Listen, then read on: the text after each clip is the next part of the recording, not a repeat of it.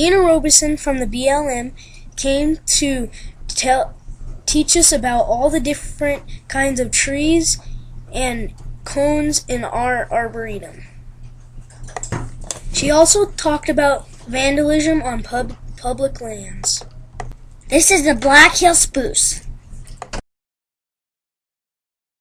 These are Black Hill spruce needles. Spruce trees are common in our area, and spruce cones are very soft. This is a cedar bush, and it has more berries in the winter because in the winter the animals don't have enough food to eat. So in the winter the tree has more berries, and so the animals can eat them. Cedar needles come apart easily in segments. This is the culture pine. The pine cone weighs 5 to 10 pounds and is very prickly. The bigger the pine cone is where the trees are in the dry parts of land. And a long time ago, when people were camping, they would camp under these pine trees, and when they were sleeping, the pine cone would fall off and bonk them on their head. And they nicknamed it the Widowmaker. This is a Douglas fir cone. It looks like there are mice feet sticking out of it. The Native Americans thought up a legend about this cone, and when forest fires came, they said that the mice hid them. This is an eastern white pine cone. This is an Engelmann spruce in our arboretum. These are Engelmann spruce cones.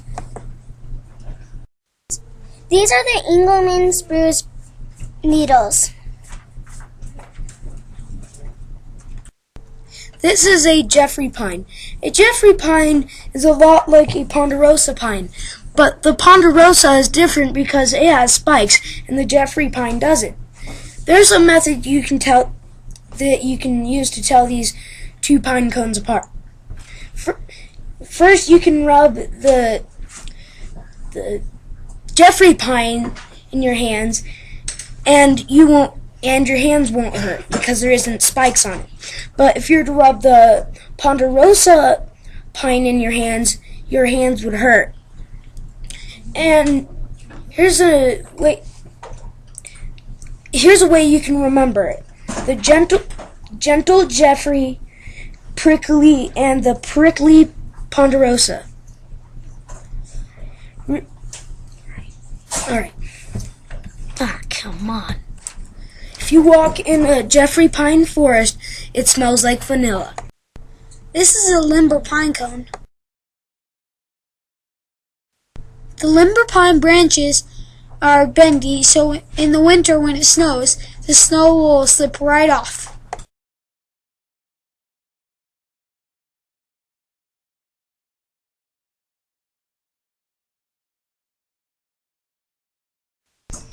This is pinyon pine and lodgepole pine cones.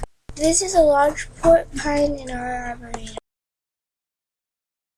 These are lodgepole pine needles and lodgepole pine cones growing on the tree. This is a sequoia cone from California. Sugar pine cone is the longest pine cone. It's up to 22 inches long. A Native American story was that the first man was made from one. This is an aspen tree in our arboretum. This is aspen bark. There are lots of aspen trees in our arboretum.